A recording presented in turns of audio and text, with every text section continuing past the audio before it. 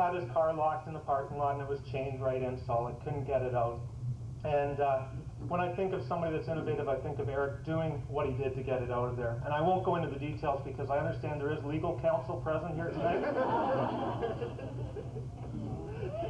The next thing that I have to mention about Eric is that he's an adult.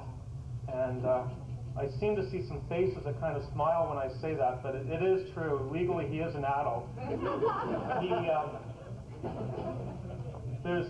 I ran into the dean at the university one day, and we were just looking around, and he was talking about mature students and mentioned what the criteria was for a mature student. Then he saw Eric bouncing across the campus, and he said, "Oh, well, that's an adult student." And when I say that Eric is responsible, I want you to know that at one point in time, like Eric has been with the racing at Chicopee for a number of years and has done a lot there. And we had one day where we were at a race up north, and I was riding up the chairlift, and I happened to be with the chairman of the adult racing for all of Ontario. And at that point in time, helmets were not a mandatory thing. They didn't have to have helmets for racing, for adult racing. And we were going up the chairlift, and we started talking about helmets. And we looked down, and Eric was coming down a race course underneath us at that point in time. And I'm not sure, but if you've ever driven on the highway and been going along and a snowplow has come the other way, and you know how you can't see anything for about 10 seconds as the snow goes by? Well, it was kind of like that from the chairlift. Eric was down on the ground, and you just kind of saw things falling apart and flying off. And anyhow, the chairman of the adult racing looked at me at that point in time and said, "I guess helmets are a good idea." So as a result, we have a very responsible gentleman here who's done a lot for adult racing. Anyhow, I should just move into the area where I think that over the years I've seen Eric mature quite a bit. And today, I've seen him make the best decision of his life, and I think that he and Heather will have a very comfortable and happy life together. They certainly seem to enjoy each other's company and seem to do very well. And at this point in time, I'd just like to say thank you, Eric and Heather, for being here and doing what you're doing today. I think you've made an excellent decision, and I wish you all the best. I'll now just go through the toast for the bridesmaids. So if I could have you all please rise.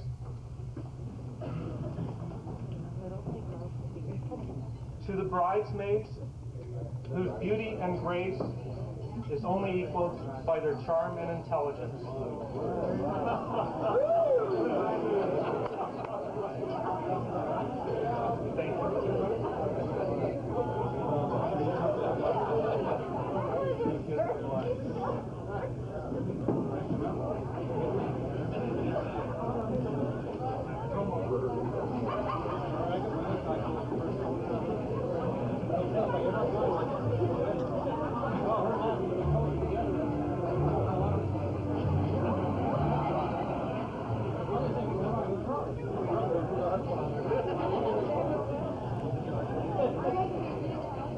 Thank you.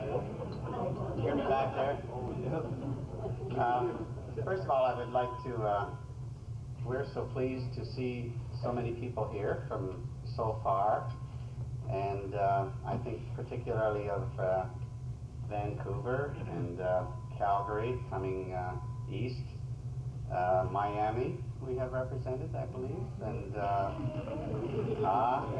vocal Miami, and Atlanta, also Washington, and lest I forget, of course, we have those driving from all parts of Ontario, and somewhere in there is Whitefish as well, in case those of you who don't know Whitefish, it's well north. A warm welcome. I would like to commend our bride and groom on this super effort that they've made today. And I would like to mention that the major part of this planning and effort was a team endeavor by them. We filled in the spaces, but it was primarily their efforts and thoughts, and we think that this bodes well for their future, as a team, and we say the best to you in that regard.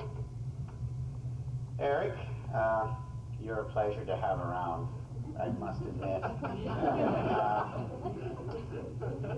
The barbecuing has been fun so far, and the dinners, wine tastings, we've enjoyed a couple.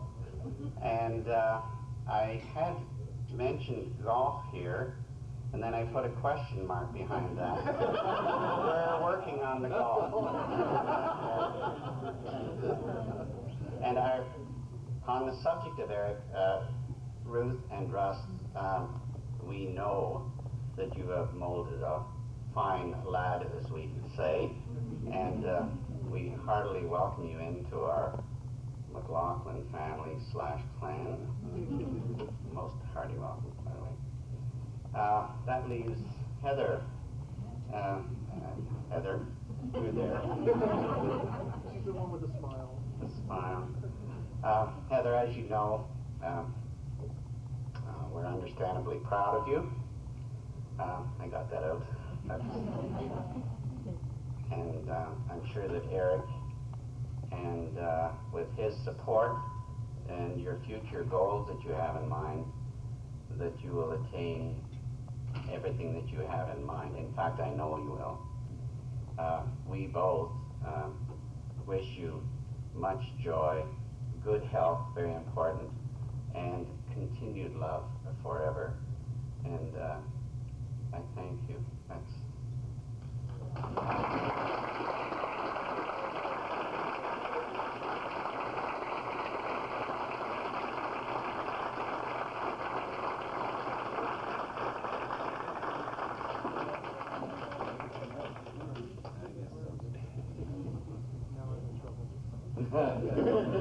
Actually, it's been kind of nice listening to all the kind remarks about Eric here tonight. The only thing, Claire, I'd like to know is who's Gerald?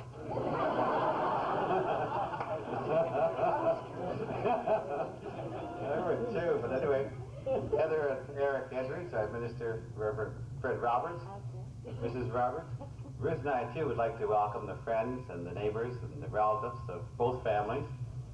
We're happy that all of you have been able to come and take part in the celebration of the marriage of Heather and Eric today. And I'd like to say, too, that the McLachlins, and we appreciate being invited into the McLachlin family, George. The McLachlins and the Edwards are no strangers. Ruth and I and Marie and George have visited back and forth.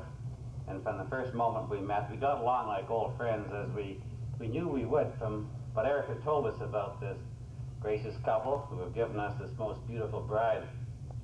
And there certainly is a fuss when the in-laws get along as well as we do.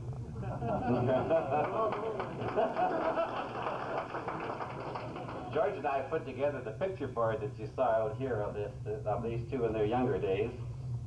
And my search through the albums for these pictures brought back a lot of happy and beautiful memories of Eric at home.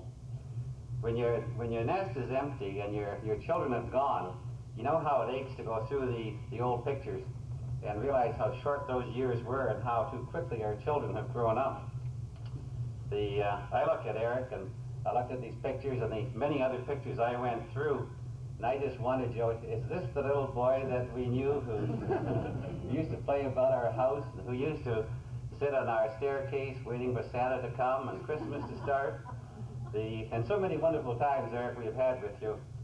And Mom and I cherish our memories of you and the happiness and good times that you have brought to us. It was always good to have Eric at home because he really does add so much to the things that go on around him. And he really is one of the useful people in the world. And we often really need him at our home. When it came to taking a wife, Eric, my son, the student, had high standards. You know, his wife had to be beautiful, intelligent, a skier, a boater, a sailor. You got some more, I think, but that's the ones I remember. But there was one criterion that Ruth and I kind of hoped for, too, and that was a good paying job.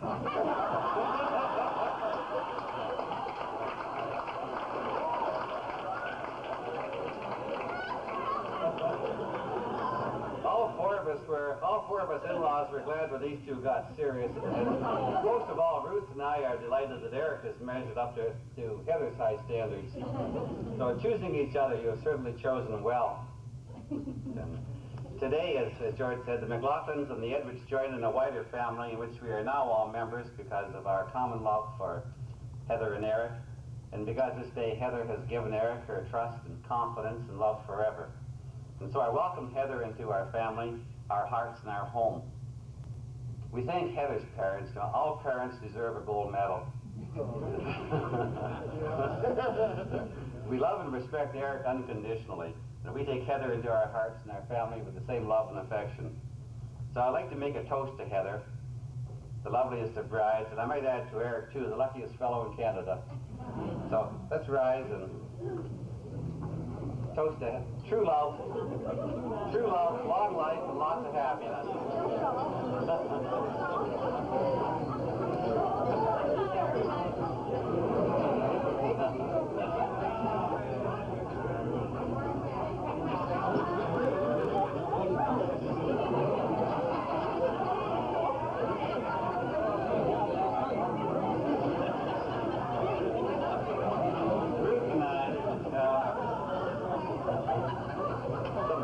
Many years ago, Ruth and I were married in the same church as Heather and Eric are married today. We walked the same aisle and we exchanged the same vows, except that, Fred, in my day, the one about endowment was much clearer. We were married by Reverend Fakeney, who was the immediate predecessor of Fred Roberts in the church, who married Heather and Eric today, and who, as he said, baptized Eric a number of years ago. Fred and Irene Roberts were neighbors on our street, and their family grew up on Hillcrest Drive, the same as Eric did.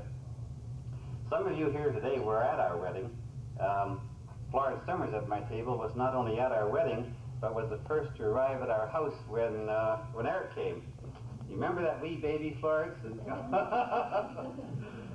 In there. Reverend Fakeney at our wedding gave Ruth and I a wedding day prayer, one that I repeated at Val and Len's wedding. And I think so in a manner of a family tradition, I'll dedicate it this time to Heather and to Eric.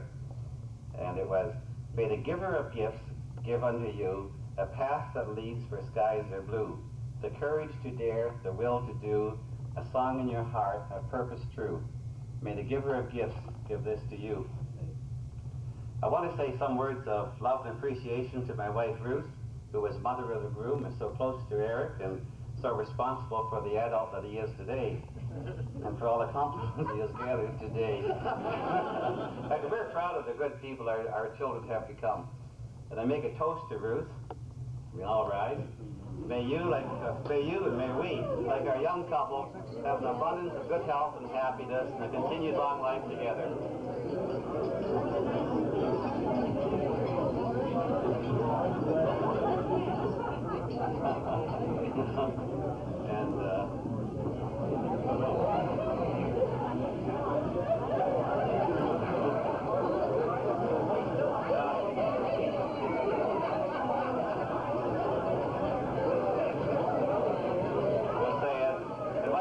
And thanks, Ruth, for bringing the kids up so well. And thanks, kids, for turning out so well. Thank you.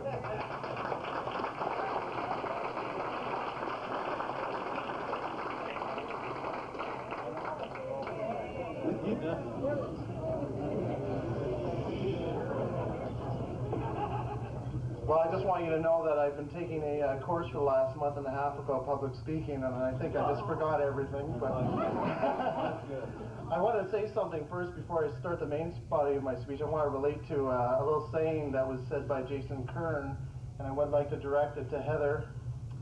And it says, basically, marrying a man is like buying something you've been admiring for a long time in a shop window. You may love it when you get it home, but it doesn't always fit with everything in the house. I'm hoping I will fit with everything in the house.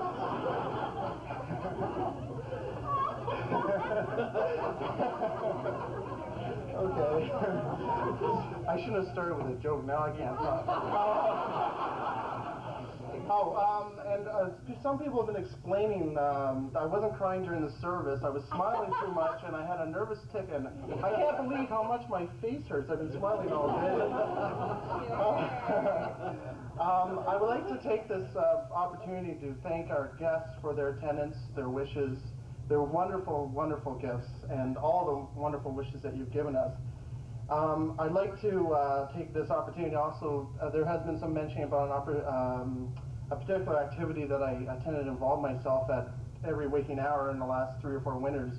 And I got very involved with skiing at the local ski club. And there's a group of people that are at the wedding, and they're part of my ski racing group. And I would just like to thank them for their support and friendship through their years. You're very much a part of my life, and I would like to thank you, and I wish I could be more involved with it this year. But as you know, I'm extremely too busy. I would like to thank Reverend Roberts and his wonderful wife for attending the service, and it was a nice bit of symmetry. You baptized me, and your daughter Rose was a bit of our life, and one of the pictures is Reverend Roberts' daughter is in the picture, and also my mother and father were married in the church, and that was a very nice touch. I really enjoyed that. Their marriage is a wonderful example that Heather and I will try to follow, as well as George and Marie's. At this time, I'd like to take a chance to dice and slice some of the people at the head table. I'd like to thank Peter, who is my cousin, Peter Edwards, who's Muriel's son, Muriel Edwards. And Peter and I share a great repartee. There's hardly a moment where we don't get together and we discuss some political or social issue to a great extent, and we share it with everybody else in the restaurant too somehow. They get to hear everything we say. I'd like to thank and also thank Kim. Kim and I haven't had the opportunity to meet, particularly with her with her husband Fred, with her Fred. Well, it is her Fred. I really have enjoyed her company, and I've enjoyed her friendship. And as all the Seelys side of the family, she has incredible energy and is just a lot of fun. Next on my list is sort of out of sequence here, but I put them together is Len and Val. And Len is a new member of our family, and we're very proud of him. He's practicing. We are proud of him. It's true, Valerie. He's perfect Len.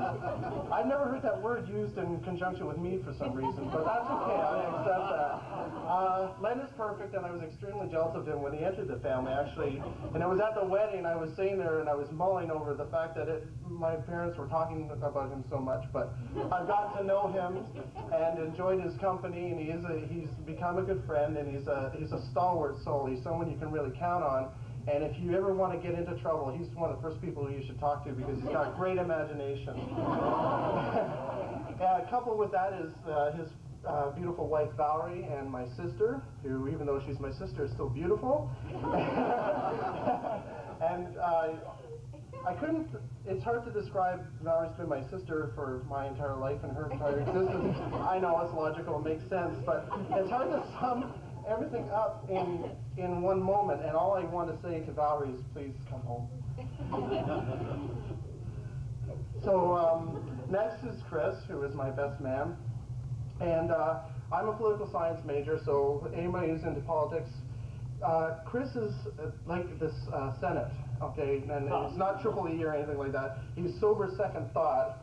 When I entered the scene at adult racing, I kind of like shot at the hip. Fire him, let's get rid of them, we should change this and change that. Chris would just sit there and wait until I ran out of steam, and then we would discuss it in a rational manner. He's also been exemplary best man. He's been incredible help and support for the last month, and particularly today, and I couldn't have done it without you. Well, and without Heather, of course.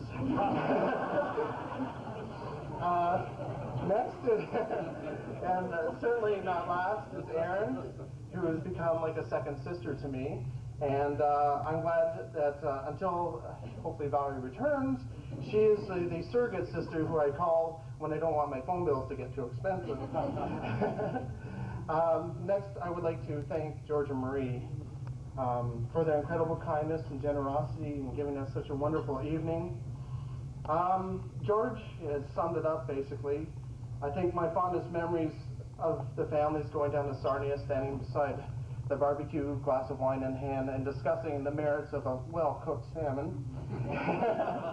Of course, Marie is a consummate host, and you can see that it carries through with Heather. Heather's picked up a lot of the same abilities to be gracious, kind, understanding, and they are second parents to me, and I'm so happy to be a part of your family. Mom and Dad. Yeah, gave you some hard ones, didn't I? Yeah. I remember saying at the breakfast table one day in high school, complaining about high school, and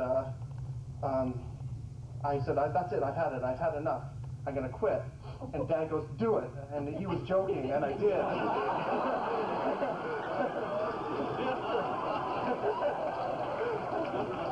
He's always had great advice. He'd forgotten I turned 18. I could sign my own notes, and that was great, actually. Yeah, that's the only time I ever followed his advice.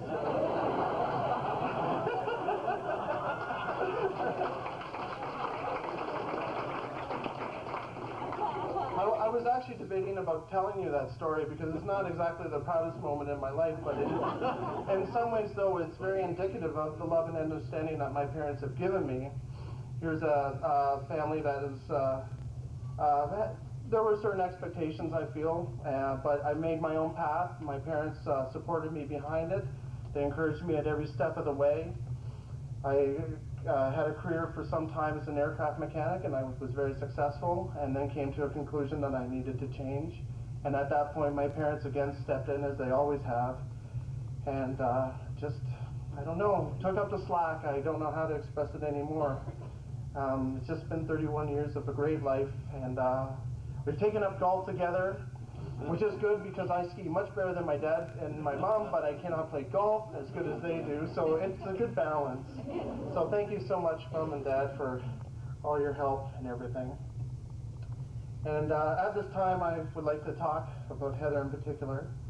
And I feel that in the last 31 years of my life has been directed and has culminated in a single moment in time.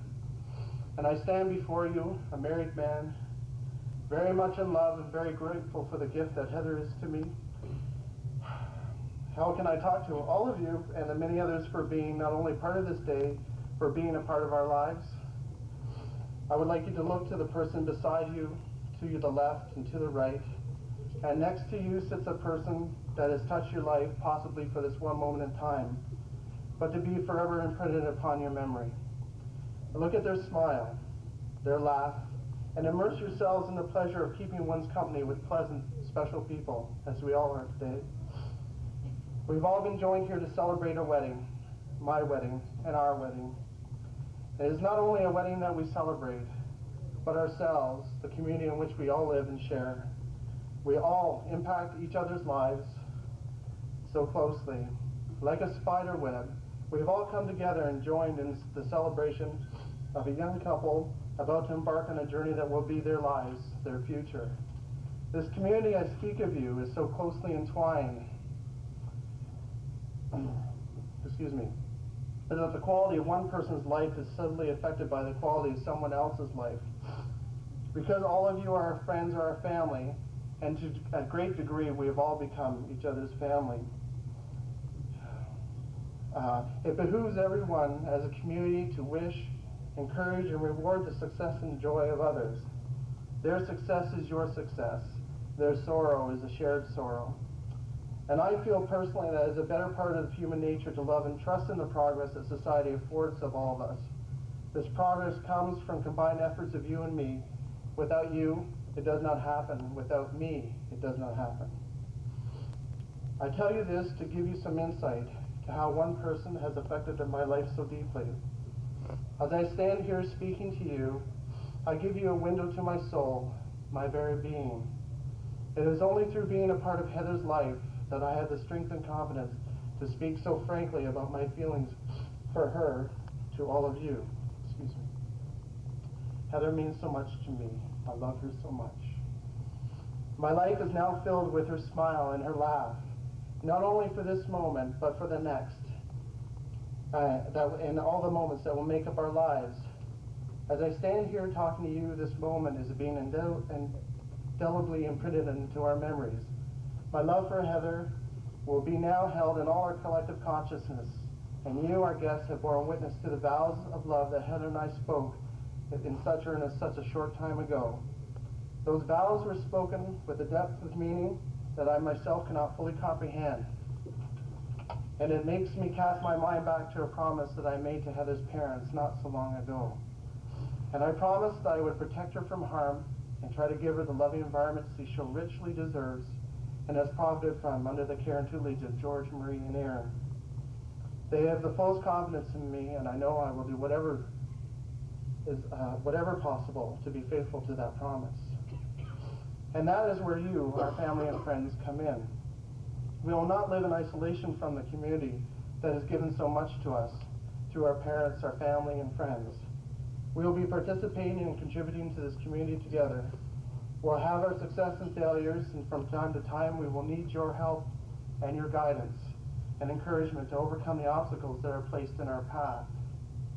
But it is certainly not an exclusive relationship. We're also there to help, guide, and encourage all of our friends and family through the challenging times, both good and bad. As Cicero so aptly said, friendship makes prosperity more shining and lessens adversity by dividing and sharing it. And we'd like to share it with you.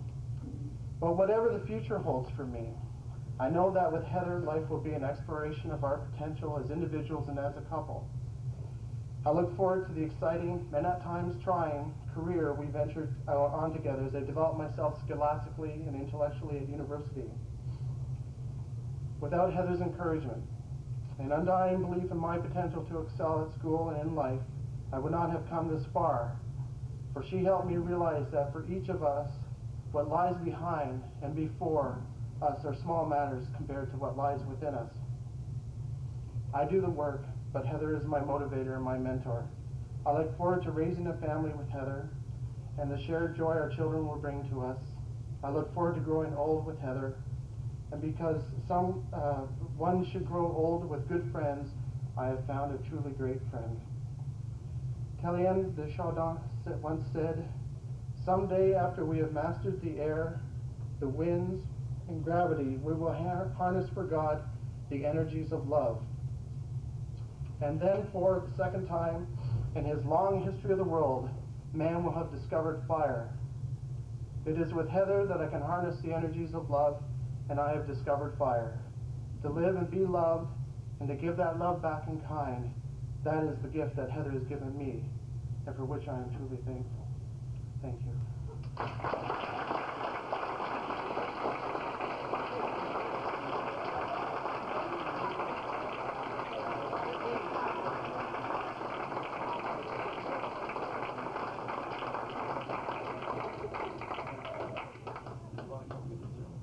A hard act to follow. As your second hostess for the evening, certainly, and as a lover of equality, I had to say, take the opportunity to say a few words. And certainly, I'm absolutely thrilled that you're all here to share our special day. Eric and I embarked upon this almost 12 months ago, and we were engaged on a ski slope in Banff, which, if you know Eric and I, that wouldn't surprise you. We're certainly avid skiers. And I was truly thrilled to accept his offer of marriage last March. And so we've spent a lot of time together planning this day that has gone so very quickly. And it's, I guess, a bit of a testament to how well we work together. And we've just had so much fun planning this day. I'm truly thrilled that you're all here with us today. To take a few moments just to thank some of our special people that are here.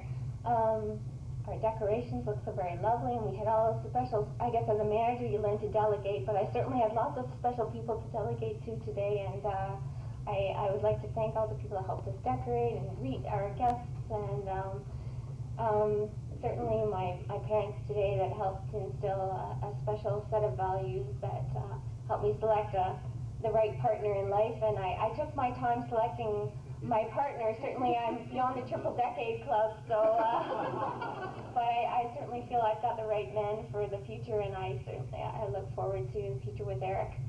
And thank you to my parents. And Russ and Ruth and Valerie, I look forward to joining your family. I remember the first occasion I met the Edwards. And Valerie, as Eric has suggested, comes from Vancouver. And so she had flown in for a birthday, which is in March the 3rd. And she walked into an eloquent restaurant to where we were to all meet for the very first time, and I was sitting with Eric, unbeknownst that Valerie would walk into the room, and she had on, this woman walked into the room, she had this black elegant cat suit on, and this Veronica Lake hairstyle, and she just looked so eloquent, and this woman walks over and gives Eric this big hug, and I thought, oh my gosh, who is this? Well, unbeknownst to me, this is his sister. Oh, no pressure, you know. And certainly the Edwards have been very gracious and warm, and I look forward so very much to joining their family. Thank you so much for accepting me into your family, and I look forward to many happy years with you in the future. Last but not least, you can hear that my husband too, my new husband, sounds kind of weird. He speaks very eloquently, and I, on the other hand, have a bit more of a casual attitude towards love and life. And yet, I didn't want him to get away this evening without a special tribute to him. So, my father comes from the Ottawa Valley, and he has a twin sister in the Ottawa Valley. And as they were very good to toast to me, I'm very close to my relatives, the Zealy family, and as a result, I've put together a little bit of a casual tribute to my new husband. And I'd like to call Kim and my sister Erin and my cousin Cheryl to help me with this special tribute, which really says a little bit about my new husband to be in a more casual way than some eloquent words that the microphone might be able to suggest. So bear with me and have a few laughs, and then we'll look forward to having a dance with you all very much later, and thank you all for coming. I'm just so very pleased. It's been a great day.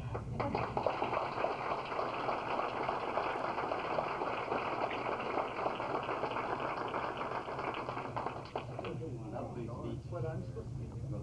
Want the chair, Heather? There's a chair. Chair? One chair? We need a One chair. chair. You gotta have a chair. The family's done this before, George. The family actually done before.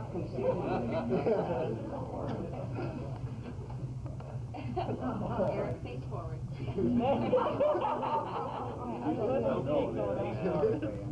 Look at Brett. Don't look at Heather. I wonder if it's trying to jump in my eye.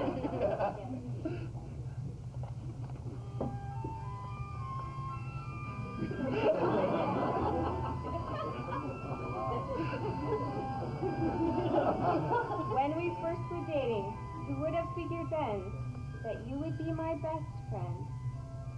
Now and forever, when?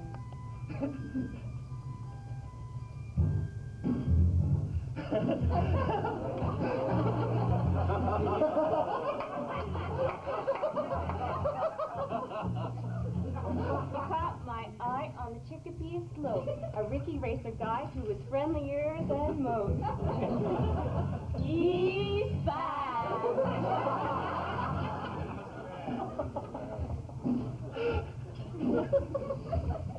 A Laurier girl dates a Waterloo guy. We had many things in common. Months went by. Move. Then you captured my heart with your warmth and smile. A fateful trip to Banff, you proposed with lots of style. Cool. Like with you, Eric, Bruce, a new chapter now unfolds. I look forward to our life and all the future holds. All the future holds. All the future holds. All the future holds. All the future holds.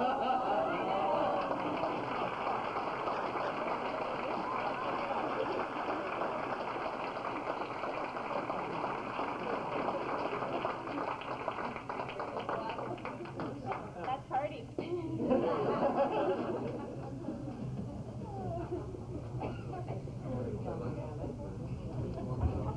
ladies and gentlemen, I guess that concludes that portion of tonight's festivities. And I'm going to see you there.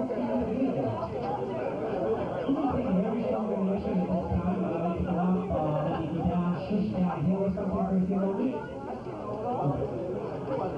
We'll get the bar open momentarily. We'll have to move a couple of tables, so please feel free to relax, enjoy yourselves for about 10 minutes. And we'll get the bridegroom's first dance underway very, very soon. Thank you very much.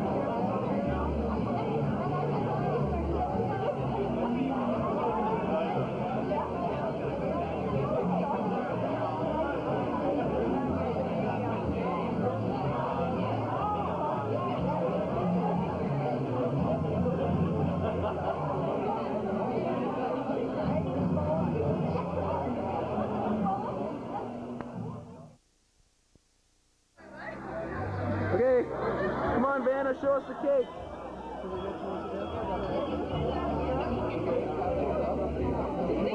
Just until we get things rolling, this one will get to the bridegroom from Fabiola.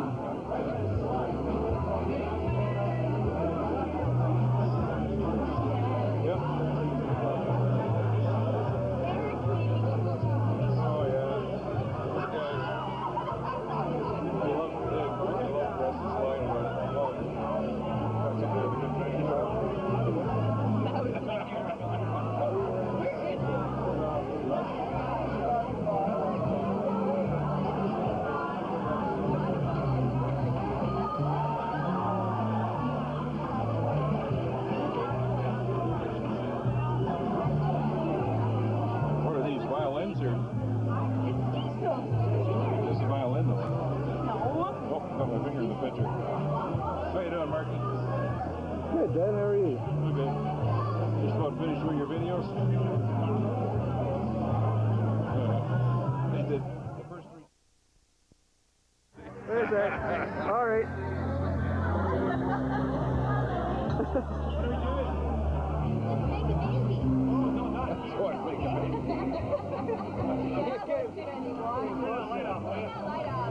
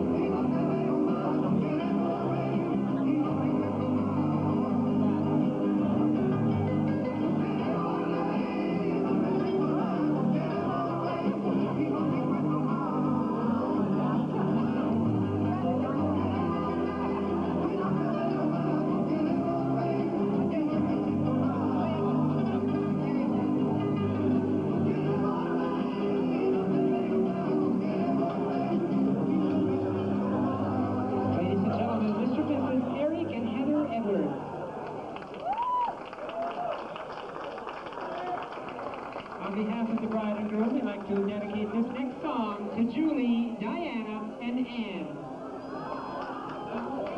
Ladies and gentlemen, please join the wedding party on the dance floor if you wish.